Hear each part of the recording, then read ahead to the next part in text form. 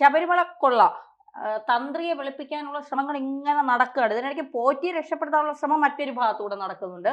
തന്ത്രിയെ രക്ഷിക്കാനാണെങ്കിൽ താന്ത്രിക സമാജം അടക്കം ഇപ്പൊ രംഗത്തെത്തുന്നു. ഇതിനിടയ്ക്ക് തന്ത്രി വാദ്യവാഹനം കൊണ്ടുപോയി എന്ന് പറയുന്ന സമയത്ത് ആ വാർത്ത പുറത്തു വന്നു. ഒരു 10 മിനിറ്റിനകം തന്നെ ഇവര് വാർത്താ സമ്മേളനം പ്രസ് മീറ്റ് ഒക്കെ വെച്ചിട്ട് തന്ത്രിക്ക് അവകാശപ്പെട്ടതാണെന്നൊക്കെ പറഞ്ഞ് രംഗത്തെത്തിയിരുന്നു. ഇപ്പോ കോടതിയിലേക്ക് പോയേക്കുവാണ്. കോടതി ആട്ടി വിട്ടു എന്നുള്ളതാണ് യാഥാർത്ഥ്യം.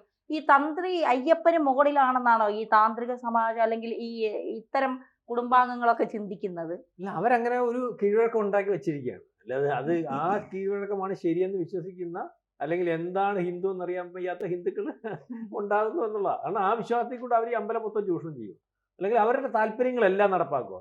സാറ് മുമ്പേ പറഞ്ഞ പോലെ വാജിവാനത്തിനകത്ത് ഒന്നുമില്ലെന്ന് അവർക്ക് മാത്രമേ അറിയത്തുള്ളൂ, നമുക്ക് അറിയത്തില്ല. ഏതാണ് ഇതിന്റെ പ്രശ്നം മനസ്സിലാവുന്നത്. അത് വിറ്റാൽ പൈസ കിട്ടും, കോടികൾ കിട്ടുമെന്ന് തന്ത്രിക്കറിയാം. അതിനകത്ത് അത് തന്ത്രിയുടെ കയ്യിൽ ഇരിക്കണം എന്നുള്ള വിശ്വാസം കൊണ്ട്, അല്ലെങ്കിൽ അങ്ങനെ വിശ്വസിപ്പിച്ചെടുക്കുന്നത് കൊണ്ട്, അല്ലെങ്കിൽ അമ്പലത്തിന്റെ മൊത്തം കസ്റ്റോഡിയൻ അയാളാണെന്ന് വിചാരിക്കുന്നതുകൊണ്ട്, അദ്ദേഹത്തിന്റെ അച്ഛൻ അയാളാണെന്ന് വിചാരിക്കുന്നതുകൊണ്ട് നമ്മൾ അയാളെ കാണുമ്പോഴേ തൊട്ടു വീഴുക. അപ്പൊ അത് അവർ മുതലാക്കുന്നു. ഇപ്പൊ ഇതിനകത്ത് ഇപ്പം ഈ പറഞ്ഞതുപോലെ തന്ത്രി സമാജം, എല്ലാത്തിനും സമാജവും സംഘടനയും മറ്റതും കാര്യങ്ങളും ഒക്കെ ഉണ്ട്. അവർ കോടതി ചെന്നിരിക്കുകയാണ്, കുറ്റക്കാരല്ല. എന്റെ പൊന്നെ, ഓരോരുത്തരങ്ങ് തീരുമാനിക്കുകയാണ്. ഇന്നലെ ഈ തന്ത്രി അറസ്റ്റ് ചെയ്തതിന് ശേഷം ആദ്യം BJP തീരുമാനിക്കുന്നു തന്ത്രി കുറ്റക്കാരല്ലെന്ന്. ഇപ്പോൾ BJPയുടെ നിലപാട് മാറിയിട്ടുണ്ട്. അങ്ങനെ പലരും, അല്ലെങ്കിൽ ഹിന്ദു പരിഷത്ത്, ശാശികല, അല്ലെങ്കിൽ ഞാൻ പറയാം അറിഞ്ഞ കുറേ പേരുടെ പേരും മറ്റേ കുറേ ഹിന്ദുക്കളും ഒക്കെ, ഇത് ഹിന്ദുവിന്റെ ആയതുകൊണ്ടല്ലേ നടക്കുന്നു, അമ്പലത്തിന്റെ ആയതുകൊണ്ടല്ലേ നടക്കുന്നു, തന്ത്രി അങ്ങനെ ചെയ്യാം. അപ്പോൾ കോടതി വളരെ കൃത്യമായിട്ട്, അല്ലെങ്കിൽ അന്വേഷണ സംഘം ഇതിനകത്ത് ഈ ഒരു വലിയ കൊള്ളയ്ക്കകത്ത് ഏറ്റവും ആദ്യത്തെ പ്രതിയാണെന്ന് കണ്ട് അയാളെ അറസ്റ്റ് ചെയ്ത് അവിടെ കൊണ്ടിട്ടേക്കുന്നത്. കോടതിക്ക് നമ്മളറിയാത്ത രഹസ്യങ്ങൾ രഹസ്യ കവറിൽ മുദ്രവെച്ച കവറിലാണ് ഓരോ, അല്ലെങ്കിൽ റിപ്പോർട്ടുകൾ ഇത്ര ദിവസിക്കാൻ കൊടുക്കുന്നത്. ഈ റിപ്പോർട്ട് പരിശോധിച്ചിട്ട് ഇന്ന് ഈ താന്ത്രിക സമാജം എന്ന് പറയുന്ന ആൾക്കാർ അവിടെ ചെന്നപ്പോൾ കോടതി ഇവനെയൊക്കെ, നമ്മൾ പറയത്തില്ലേ, കോടതിക്ക് പറയുന്ന ഒരു ഭാഷയുണ്ട്, ഒരു മര്യാദയുടെ ഭാഷ. അതിന്റെ ഏറ്റവും അങ്ങനത്തെ ഭാഷയിലാണ് കോടതി പറഞ്ഞത്. എടുത്തോണ്ട് പൊക്കണമെന്നൊക്കെ എന്തറിഞ്ഞിട്ടായി നിങ്ങളൊക്കെ ഇത് അല്ലെ അപ്പീൽ വരുന്നത്. അതിനകത്ത് അപ്പീലിനകത്ത് പറഞ്ഞേക്കോ കുറ്റക്കാരല്ല, നീയൊക്കെയാണ് തീരുമാനിക്കുന്നത് കുറ്റക്കാരല്ലെന്ന്. നിങ്ങൾക്കറിയാമോ ഇത് തന്നേക്കുന്ന റിപ്പോർട്ട്, ഇതിന്റെ അല്ലെങ്കിൽ ഇതിനകത്ത് ഇതിന്റെ ആഴത്തിലുള്ള കാര്യങ്ങൾ എന്നുള്ള രീതിയിൽ സംസാരിക്കുക. കാരണം ഇതിനകത്ത് ഈ എന്തും ചെയ്യാം, എന്നിട്ട് അതിന്റെ പുറകിൽ ഒരു സംഘടനയും ഒരു വക്കീലും കുറച്ച് കാശും ഉണ്ടെങ്കിൽ ഏത് കള്ളത്തരവും, ഏത് കുഴപ്പവും, ഏത് കൊള്ളയും വെളുപ്പിക്കാം. പിന്നെ അങ്ങനെയാണ് ഇങ്ങനെയാണെന്ന് സംസാരിക്കാൻ കുറെ സംഘടനകൾ കൺഫ്യൂഷൻ ആയില്ലേ. തന്ത്രിയെ പിടിച്ചേക്കുന്ന മന്ത്രിയെ രക്ഷിക്കാൻ, തന്ത്രിയെ പിടിച്ചാൽ മന്ത്രിയെ രക്ഷിക്കാൻ പറ്റും? മന്ത്രി പറഞ്ഞാൽ മന്ത്രി ആവത്തില്ലേ? അല്ലെങ്കിൽ തന്ത്രിക്ക് അങ്ങനെയൊക്കെ ചെയ്യുന്ന ആളാണോ? അല്ലെങ്കിൽ തന്ത്രി അങ്ങനെയൊക്കെ ചെയ്യുന്ന ആളാ? തന്ത്രിക്ക് അവിടെ ഈ പറയുന്ന ഇവർ പറഞ്ഞേക്കുന്ന നിയമം അനുസരിച്ച്, ഇവർ പറഞ്ഞ് വെച്ചേക്കുന്ന വിശ്വാസം അനുസരിച്ച് ആ തന്ത്രി തീരുമാനിച്ചാലല്ലേ എല്ലാം നടക്കത്തുള്ളൂ. ഒരു സ്ക്രൂ അഴിക്കണമെങ്കിൽ അയാൾ തീരുമാനിക്കണ്ടേ? അയാൾ പറഞ്ഞ ഞാനാണ് ഇവിടുത്തെ കക്ഷി, എനിക്ക് എന്റെ അനുജ്ഞ എന്ന് വെച്ചാൽ നമ്മുടെ വിശ്വാസം എന്ന് പറയാം. ശബരിമല ശാസ്താവ് സംസാരിക്കുന്ന ആകെ ഒരാൾ തന്ത്രിയോടാണ്. അപ്പൊ എന്താണ് പുള്ളിയുടെ സംസാരം എന്നുള്ള അറിയണമെങ്കിൽ തന്ത്രി പറയണം, ഇങ്ങനത്തെ ഒരു വിശ്വാസം. അപ്പൊ തന്ത്രി പറഞ്ഞാലല്ലേ പറ്റത്തുള്ളൂ. വാതിൽപ്പടി ഇളക്കണോ, ശാസ്താവിന്റെ അനുജ്ഞ വേണം. ദ്വാരപാല ശില്പം ഇളക്കണോ, ശാസ്താവിന്റെ അനുജ്ഞ വേണം. അവിടെ എന്തെങ്കിലും നടത്തണോ, ശാസ്താവിന്റെ അനുജ്ഞ വേണം. കൊടിമര ഇളക്കിയത് ശാസ്താവിന്റെ അനുജ്ഞയോട് കൂടിയാ. പീഡന കേസിന്റെ പ്രതിയായിട്ടുള്ള സ്വന്തം ചേട്ടനെ തിരിച്ചു കയറ്റണമെന്ന് ശാസ്താവിന്റെ അനുജ്ഞയുണ്ട്. 18-ാം പടി പുനർനിർമ്മിക്കുന്ന ശാസ്താവിന്റെ അനുജ്ഞയുണ്ട്. ഇതെല്ലാം കൊണ്ടുപോകുന്നതിനും അദ്ദേഹത്തിന്റെ അനുജ്ഞയുണ്ട്. ഇത് വിശ്വസിച്ച് നമ്മൾ ഇരിക്കുന്ന ഒരവസ്ഥയിലേക്ക്, ഈ തത്വം അനുസരിച്ചല്ലേ അവിടെ കൊള്ള നടന്നത്. അപ്പൊ പിന്നെ തന്ത്രി പ്രതിയല്ലേ സാറ്? അപ്പൊ പിന്നെ എങ്ങനെയാ പ്രതിയല്ലാതാവുന്നേ? അവര് തന്നെ ഉണ്ടാക്കി വെച്ച നിയമത്തിനനുസരിച്ച് അനുജ്ഞ ചോദിച്ച് വാങ്ങിച്ച് ഇവരെല്ലാം കൂടെ കൂടി ആലോചിച്ച് വലിയൊരു കൊള്ള നടത്തി. കൊള്ളക്കകത്ത് പോയി അവിടെ കിടക്കട്ടെ, അതിനകത്ത് ആരെയാണ്? അപ്പൊ എന്റെ ഒരു വേറെ കാര്യം കൂടെ ഇതിനകത്ത് രണ്ടാമത് എനിക്ക് തന്ത്രി സമാജത്തിൽ യാതൊരു സംശയമുണ്ട്. കാരണം നമ്മൾ വിചാരിക്കുന്നുണ്ട് ബ്രാഹ്മണരെന്ന് പറഞ്ഞാൽ അവർ അതിബുദ്ധിമാന്മാരാണ്. ഇപ്പൊ ഈ 1500ഓളം അമ്പലവും ഏതാണ്ട് 150ഓളം രാജ്യത്തിൽ താന്ത്രികമുള്ള ആളാ ഈ പറയുന്ന താഴ്മൺ കുടുംബം. അതിന്റെ ആളാണല്ലോ ഈ പറയുന്ന രാജീവര്. അത് ഇതിനകത്ത് ബാക്കി കുറെ തന്ത്രി കുടുംബങ്ങളും ഒക്കെ ഉണ്ട്. എനിക്ക് സാറിന് അറിയാമായിരിക്കും. ഈ തന്ത്രി കുടുംബത്തിന് താന്ത്രികമുള്ള അമ്പലങ്ങൾ വളരെ കുറവാണ്. അപ്പൊ ഇതിനെ ഒക്കെ സ്ഥിരമായിട്ട് CBI അന്വേഷിക്കണമെന്നൊക്കെയാ പറഞ്ഞുകൊണ്ടാണ് ചെന്നേക്കുന്നത്. ഇത് ഇങ്ങനെ ചെല്ലുന്നെങ്കിലും ഇത് തന്ത്രിയെ രക്ഷിക്കാൻ എന്നുള്ള വ്യാജേന CBI അന്വേഷണം കൂടെ വന്നാല് ഇതിലെ പറയത്തില്ല, ഞാനും തന്ത്രി വെളി വരത്തില്ല. അപ്പൊ അതിനുവേണ്ടിയാണോ ഈ കാര്യം കൂടി എനിക്ക് ഇതിനകത്ത് സംശയമുണ്ട്. ഇതിനകത്ത് പ്രശാന്ത് ചെറിയൊരു തിരുത്തിയാൻ പറ്റാം. ഈ ബ്രാഹ്മണർ ബുദ്ധിയുള്ളവരാന്ന് പറഞ്ഞിട്ടുണ്ട്. ബ്രാഹ്മണർക്ക് ശരിക്കും ബുദ്ധി ഉണ്ടാവും, പക്ഷെ ഇവരാരും ബ്രാഹ്മണരല്ലേ. ഈ ബ്രഹ്മവിദ്യ അറിയാവുന്നവർ മാത്രമേ ബ്രാഹ്മണരാവൂ. ബ്രഹ്മജ്ഞാനികളാണ്. ബ്രഹ്മജ്ഞാനം ആര് നേടുന്നു, അവൻ ഏത് കുലത്തിൽ, ജന്മം കൊണ്ടല്ല. ജന്മം കൊണ്ട് ഒരിക്കലും ബ്രാഹ്മണനാവാൻ പറ്റില്ല. അതായിരുന്നെങ്കിൽ യവന്മാർക്ക് ബുദ്ധിയില്ല എന്നുള്ളതിൻ്റെ ഇപ്പോൾ ഈ കട്ടാൽ പോലും അത് മാന്യമായ ഒരു ബുദ്ധിപരമായി കട്ട് നിൽക്കുന്ന ആൾക്കാർ ഒരുപാട് നമ്മുടെ കേരള രാഷ്ട്രീയത്തിലൊക്കെ ഉണ്ട്. യവന്മാർക്ക് ബുദ്ധി ഇല്ലാഞ്ഞിട്ടാണ് ഈ വാജിവാഹനം അതുപോലെ വെച്ചിരുന്നത്. ബുദ്ധി ഉണ്ടായിരുന്നെങ്കിൽ തന്ത്രസമുച്ചയത്തിലെ വാജി പിന്നെ എന്താണ് വാജിയെ ചെയ്യേണ്ടതെന്നുള്ളത് വായിച്ചു നോക്കി മനസ്സിലാക്കാൻ ശേഷി ഉണ്ടായിരുന്നെങ്കിൽ യവന്മാരിത് ആൻറ്റിക് വാല്യൂവിന് ഇപ്പോൾ ഇവിടെ ഇത് ഉരുക്കി കഴിഞ്ഞാൽ ഒരു 5 ലക്ഷം രൂപ കിട്ടത്തുള്ളെങ്കിൽ ഇത് പിന്നെ ആൻറ്റിക് വാല്യൂവിന് ഇതിന് 5 കോടിക്കോ 10 കോടിക്കോ വിൽക്കാമായിരുന്നു. വിറ്റിട്ട് ഇത് ഉരുക്കിയിട്ട് വേറെ ഏതെങ്കിലും വല്ല കട്ടളപ്പടിയോ അതല്ലെങ്കിൽ വിളക്കോ ഒക്കെ ആക്കി വേണമെങ്കിൽ CBI അന്വേഷണ ഉദ്യോഗസ്ഥരെ കാണിക്കായിരുന്നു. കാരണം ഇത് ഇളക്കി കഴിഞ്ഞാൽ ഉരുക്കണം. അതാണ് അതുകൊണ്ടാണ് തന്ത്രിയിലേക്ക് കൊടുക്കണമെന്ന് പറഞ്ഞത്. കാര്യം ഇത് യവന്മാർ മണ്ടന്മാരാണ് എന്ന് തെളിയാനുള്ള എന്നെ വ്യക്തമാകാനുള്ള ഇന്ന് ഹൈക്കോടതി തെരുവിളിച്ചതിൻ്റെ ഒരു കാരണം അതുകൂടിയായിരിക്കും. ഈ കഴിഞ്ഞ വെള്ളിയാഴ്ച തന്ത്രി സമാജം ഭാരവാഹികൾ ഒരു പത്രസമ്മേളനം നടത്തിയായിരുന്നു. ആ പത്രസമ്മേളനത്തിൽ പറഞ്ഞു, ചില തന്ത്രിമാർ ഈ വാജി വാഹനം വീട്ടിൽ കൊണ്ടുപോയി വെച്ച് കഴിഞ്ഞാൽ ഇത് ചൈതന്യമുള്ളത് കാരണം ചിലർക്ക് കൊണ്ടുപോകാൻ ഭയമാണ്, അതുകൊണ്ട് ചിലർ തിരിച്ചു കൊടുക്കും. തിരിച്ചു കൊടുത്തില്ലെങ്കിൽ അവർ കുറ്റവാളികളല്ല. ഇത് തന്ത്രി സമാജം ഭാരവാഹികൾ ഈ പറഞ്ഞ ഹൈക്കോടതിയിൽ പോയിട്ടുള്ള കക്ഷികളെല്ലാം കൂടെ നടത്തിയ പത്രസമ്മേളനമാണ്. ഈ തന്ത്രി എന്ന് പറയുന്ന വ്യക്തിക്ക് ആരാണെന്ന് വെച്ച് കഴിഞ്ഞാൽ ഭയമുള്ളവരാണ് ക്ഷേത്രങ്ങളിലെത്തുന്നത്, ഭയമില്ലാത്തവരാണ് തന്ത്രി. അവരാണ് അഭയം കൊടുക്കേണ്ടത്. ഭയമില്ലാത്ത അവസ്ഥയ്ക്കാണ് അഭയം എന്ന് പറയുന്നത്. അപ്പം ഈ തന്ത്രിക്ക് ഒരു കാരണവശാലും ഈ വാജിവാഹനം ഇന്നതാണെന്ന് അറിയാമെങ്കിൽ അജ്ഞത കൊണ്ട് മാത്രമേ ഭയം ഉണ്ടാവുള്ളൂ. നിങ്ങളുടെ ഇപ്പോൾ നടന്നു പോകുന്ന വഴിയിൽ കിടക്കുന്നത് പാമ്പാണോ കയറാണോ എന്ന് തിരിച്ചറിയാൻ കഴിഞ്ഞില്ല എന്നുണ്ടെങ്കിൽ നിങ്ങൾക്ക് പേടിയുണ്ടാവും. ചിലപ്പോൾ അത് പാമ്പായിരിക്കും, ചിലപ്പോൾ അത് കയറായിരിക്കും, അല്ലേ? മറിച്ച് ലൈറ്റ് അടിച്ച് നോക്കിക്കഴിഞ്ഞാൽ ഇത് കയറാണ്, നേരെ അങ്ങ് പോകും. പാമ്പാണെങ്കിലോ നീ മാറിപ്പോവും, അതല്ലെങ്കിൽ വടിയെടുത്ത് മാറ്റിക്കളായി. അവിടെ പേടി വരുന്നില്ല.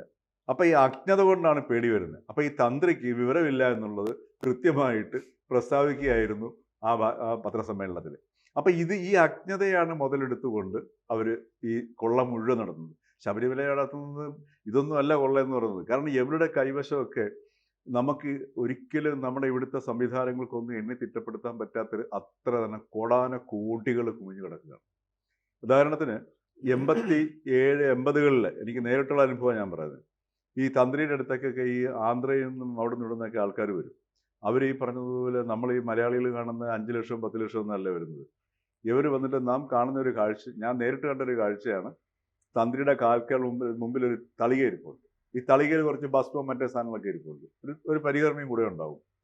എന്നിട്ട് ഇയാൾ എന്തെങ്കിലുമൊക്കെ ഇങ്ങനെ ഒന്ന് കാണിക്കും. ഈ ആന്ധ്രയിൽ നിന്നൊക്കെ ഭാഷയിൽ ഈ കെട്ട് കണക്കിന് നോട്ട് വയ്ക്കുന്നു. അത് കഴിഞ്ഞിട്ട് വീണ്ടും ഇദ്ദേഹം ഇങ്ങനെ ചില സാധനങ്ങളൊക്കെ കാണിക്കുന്നു. അത് കാണിച്ചു കഴിഞ്ഞപ്പോഴത്തേക്ക് ഈ ആന്ധ്രക്കാരൻ ആകെ അങ്ങോട്ട് പരവേശം കയറി ഇയാളെ കഴുത്തേ കിടന്ന നല്ല കയറ് പോലുള്ള മാലയൊക്കെ വാരി അങ്ങോട്ട് എടുത്തിടുന്നു. അപ്പോഴും പുള്ളി ഇങ്ങനെ കാണിക്കുന്നു. ഒടുവിൽ പുള്ളി വള ഊരി വയ്ക്കുന്നു. അപ്പം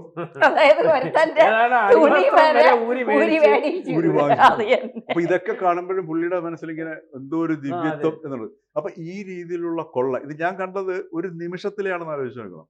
ഇത് അനുസ്യൂതം നടന്നുകൊണ്ടിരിക്കുകയാണ്. ഇതാണ് ഇടക്കാലത്ത് വന്ന് ദേവസ്വം ബോർഡ് നിയമം കൊണ്ടുവന്നു. ഇത് ദേവസ്വം ബോർഡിലേക്ക് കൊടുക്കേണ്ടതാണെന്ന്. ഇതൊന്നും അവിടെ ബാധിക്കത്തൊന്നുമില്ല. ഇത് മാത്രം ഇതൊരു ചെറിയ കൊള്ളയാണ്. പിന്നീട് അവിടെ വീഴുന്ന കൺവെയർ ബെൽറ്റ് പോകുന്ന വഴിയുണ്ട്. ആ കൺവെയർ ബെൽറ്റ് ഇപ്പോൾ ഈ ഭണ്ഡാരത്തിൽ നിന്ന് എണ്ണുന്ന സ്ഥലത്തേക്ക് പോകുന്ന ഒരു ഇരുണ്ട സ്ഥലത്തു കൂടിയാണ് പോകുന്നത്. അത് ഞാൻ അന്നത് റിപ്പോർട്ട് ചെയ്യുകയും അതിനെക്കുറിച്ച് അന്വേഷണം നടക്കുകയൊക്കെ ചെയ്ത സാധനമാണ്. അപ്പോൾ ആ കൺവെയർ ബെൽറ്റ് പോകുന്നതിൻ്റെ ഇടയ്ക്ക് ഇരുട്ടത്ത് ഒരു കമ്പി വെച്ചു. ഈ കമ്പി വയ്ക്കുന്ന സമയത്ത് ഈ ബെൽറ്റ് പോകുമ്പോൾ അവിടെ വരുമ്പോൾ ഇങ്ങനെ ഒന്ന് പൊന്തിച്ചാടും. അപ്പോൾ ഈ പൊന്തിച്ചാടുമ്പോഴത്തേക്ക് സ്വർണവും ഈ നോട്ട് കെട്ടുകളും കുറെ തറയിൽ വീഴും. ഇത് വാരിയെടുത്ത് എല്ലാവരുടെ തുല്യമായിട്ട് വീതിച്ചെടുക്കുക. ഇതൊക്കെ അവിടെ നടക്കുന്ന വർഷങ്ങളായിട്ട് നടക്കുന്ന കൊള്ളകളാണ്. ഇതെല്ലാം ഈ തന്ത്രി അറിഞ്ഞുകൊണ്ടാണ്. വീതം പുള്ളിക്കുണ്ട്. വീതം പുള്ളിക്കുണ്ട്. മാത്രമല്ല ഇതിനകത്ത് വ്യക്തമായിട്ട് മനസ്സിലാക്കേണ്ടത്, നേരത്തെ പ്രശാന്ത് പറഞ്ഞതുപോലെ, അവിടെ എന്ത് സാധനം ചെയ്യണമെന്നുണ്ടെങ്കിലും തന്ത്രിയുടെ അനുവാദം വേണം. ഈ തന്ത്രി എന്ന് പറയുന്ന സംഗതി ആ വിഗ്രഹത്തിൻ്റെ താല്പര്യം അറിയാവുന്ന വ്യക്തി എന്ന സങ്കല്പത്തിലാണ് ഇരിക്കുന്നത്. അതുകൊണ്ട് അതിൻ്റെ ഓരോ വിഗ്രഹത്തിനും ഓരോ സങ്കല്പങ്ങളുണ്ടാവും. ആ സങ്കല്പങ്ങളെ ശരിക്കും ഉള്ളിൽ മനസ്സിലാക്കിയിട്ട് കാലത്തിനനുസരിച്ച്, തന്ത്രി എന്നുള്ള വാക്കിൻ്റെ അർത്ഥം എന്ന് വെച്ച് കഴിഞ്ഞാൽ ഈ നെയ്ത്തുകാരൻ എന്നുള്ള അർത്ഥമാണ്. അതായത് ഓരോ കാലഘട്ടത്തിനും ആ അടിസ്ഥാനമായ തത്വത്തെ മനസ്സിലാക്കിക്കൊണ്ട്, ഇപ്പോൾ ഈ കാലഘട്ടത്തിൽ ജീൻസാണ് പിള്ളേരിടുന്ന വേഷമെങ്കിൽ അതിനെ ജീൻസിന്റെ ഭാവത്തിലേക്ക് നെയ്ത് സമൂഹത്തിന് മനസ്സിലാവുന്ന രീതിയിലും ഉപകാരപ്രദമാവുന്ന രീതിയിലും വിന്യസിക്കുക എന്നുള്ളതാണ് തന്ത്രിയുടെ ലക്ഷ്യം എന്ന് പറയുന്നത്. അതുകൊണ്ടാണ് തന്ത്രി എന്ന് പറഞ്ഞാൽ നെയ്ത്ത്. തന്ത്രി അറിയാമല്ലോ, ആ തന്ത്രി നെയ്ത്തുകാരനുള്ള അർത്ഥമാണ്. നെയ്ത്തുകാരൻ എന്ന് പറഞ്ഞു കഴിഞ്ഞാൽ ഈ തത്വത്തെ വളരെ മനുഷ്യന് ഉപയോഗിക്കാവുന്ന രീതിയിൽ, പ്രയോജനപ്പെടുന്ന രീതിയിൽ ലഭ്യമാക്കുക എന്നുള്ളതാണ്. അപ്പോൾ ഈ തന്ത്രിയുടെ ഉത്തരവാദിത്വം എന്ന് പറഞ്ഞാൽ അവിടെ ധാർമ്മികമായ ഒരു ക്ഷേത്രത്തിന്റെ പശ്ചാത്തലത്തിൽ നടക്കുന്ന എല്ലാ ചലനങ്ങളുടെയും ഉത്തരവാദിത്വം ഈ തന്ത്രിയുടേതാണ്. തന്ത്രിയുടെ ധാർമ്മികതയുടെ നിർദ്ദേശിക്കുന്ന അതിൻ്റെ അടിസ്ഥാനത്തിൽ മാത്രമേ ഭരണ ചുമതലയുള്ള ദേവസ്വം ബോർഡ് ചലിക്കാൻ പാടുള്ളൂ. ദേവസ്വം ബോർഡിൻ്റെ ഉത്തരവാദിത്വം ഭരണം മാത്രമാണ്. അത് അഡ്മിനിസ്ട്രേറ്റീവ് പവറാണ് ദേവസ്വം ബോർഡിനുള്ളത്. അത് വ്യക്തമാണ്. അത് പലർക്കും ഇത് വ്യക്തമാകുന്നില്ല. അതായത് പ്രശ്നം. തന്ത്രി എന്ത് പറയുന്നുവോ അതനുസരിച്ച് ഭരിക്കുക. അതാണ് ഈ ആചാരപരമായ കാര്യങ്ങളിലും മറ്റു കാര്യങ്ങളിലും. അത് മാത്രം, മറ്റേ ഭരണപരമായ മറ്റ് ഇപ്പം DA കൊടുക്കുന്ന കാര്യത്തിലല്ല, ഈ ആചാരപരമായ കാര്യങ്ങളിൽ തന്ത്രി പറയുന്നതനുസരിക്കുക എന്നുള്ളതാണ് ദേവസ്വം ബോർഡിൻ്റെ കർത്തവ്യം. ഇതിന് മാനേജീരിയൽ പവറാണ് ഗവൺമെൻറ്റിലുള്ളത്. അതിന് ലീഡർഷിപ്പ് കൊടുക്കുക, നേതൃത്വം കൊടുക്കുക. അതുകൊണ്ടാണ് ദേവസ്വം മന്ത്രി വരുന്നത്. അല്ലെ പിന്നെ ദേവസ്വം മന്ത്രിയുടെ ആവശ്യമില്ലല്ലോ, ഇല്ല.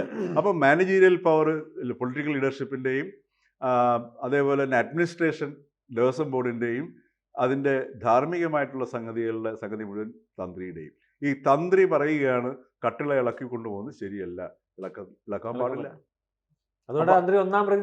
അതുകൊണ്ടാണ് തന്ത്രിയാണ് നമ്പർ 1 കള്ളൻ, ഒരു സംശയമല്ല കരുതി. ഈ തന്ത്രി സമാജംകാരെ ഇവിടുത്തെ കേരളത്തിലെ ഈ വിശ്വാസികളെന്ന് പറയുന്ന അല്ലെങ്കിൽ ഭക്തര് ഈ കള്ളന്മാരെ മനസ്സിലാക്കണം. ഈ കള്ളന്മാരിൽ ചിലർ നമ്മുടെ ഈ ഭക്തർ ദൈവത്തിന്റെ ഒരു അംശം ഉണ്ടെന്ന് വിചാരിച്ച് കാണുന്നതാണ് ഈ കൊള്ളയടിക്കാനായിട്ട് ഇവർക്ക് അവസരം ഒരുക്കി കൊടുക്കുന്നത്. ഈ തന്ത്രി സമാജം ശരിക്കും പറഞ്ഞാൽ ഇന്ന് കേരള സമൂഹത്തിന്റെ മുമ്പിൽ വളരെ എക്സ്പോസ്ഡ് ആയിട്ട് നിൽക്കുകയാണ് ചെയ്യുന്നത്. അപ്പോൾ അതിന് വേണ്ടതെന്ന് വെച്ചാൽ അത് അറിവുള്ളവരെ ജാതി മതഭേദം നോക്കാതെ ഈ തന്ത്രസമുച്ചയം വായിച്ച് മനസ്സിലാക്കണമെങ്കിൽ പെട്ടെന്ന് മനസ്സിലാക്കാൻ പറ്റത്തില്ല. അതിനു മുമ്പ് അതിൻ്റെ മറ്റു പല കാര്യങ്ങൾ മനസ്സിലാക്കേണ്ടി വരും. വേദം അറിയണം, ഉപദേശത്തെ അറിയണം, പല കാര്യങ്ങളും അറിയേണ്ടി വരും. അങ്ങനെ അറിയുള്ളവന് മാത്രമേ തന്ത്രസമുച്ചയം വായിച്ചാൽ മനസ്സിലാക്കാൻ പറ്റത്തുള്ളൂ. ഇത് ഗണപതി ഹോമം നടത്താൻ പോലും അറിയാത്ത വ്യക്തിയാണ്. ഗായത്രി മന്ത്രം അറിയത്തില്ല. മനസ്സിലായില്ലേ? ഗായത്രി മന്ത്രം പോലും അപ്പോൾ ഒരു ശ്വാസത്തിൽ 2 തവണ വേണമെങ്കിൽ ചെല്ലാവുന്ന മന്ത്രമാണ് ഗായത്രി മന്ത്രം. അതുപോലും അറിയാൻ വയ്യാത്ത. അപ്പൊ അതുകൊണ്ടാണ് ഹൈക്കോടതി ഓടിച്ചു വിട്ടിരിക്കുന്നത്. ഈ തന്ത്രി സമാജം എന്ന് പറഞ്ഞാൽ മേലനങ്ങാതെ ഈ മാന്യമായ രീതിയിൽ ജനങ്ങളെ കബളിപ്പിച്ച് കളവും കൊള്ളയും നടത്തുന്ന ഒരു സമൂഹമായിട്ട് മാറിയിരിക്കുന്നു. അതുകൊണ്ട് ഇവർ ബ്രാഹ്മണരാന്ന് നമ്മൾ പറയുന്നത് ശരിയല്ല. കാര്യം ജന്മം കൊണ്ടല്ല ഒരു വ്യക്തി ബ്രാഹ്മണരാകുന്നത്. ആ ഒരു അറിവിലേക്കാണ് ഈ സന്ദർഭം ഉപയോഗിച്ച് നമ്മൾ ഈ ഭക്തരെയും മലയാളികളെയൊക്കെ ശരിക്കും പറഞ്ഞാൽ ഉദ്ബുദ്ധരാക്കേണ്ടത്.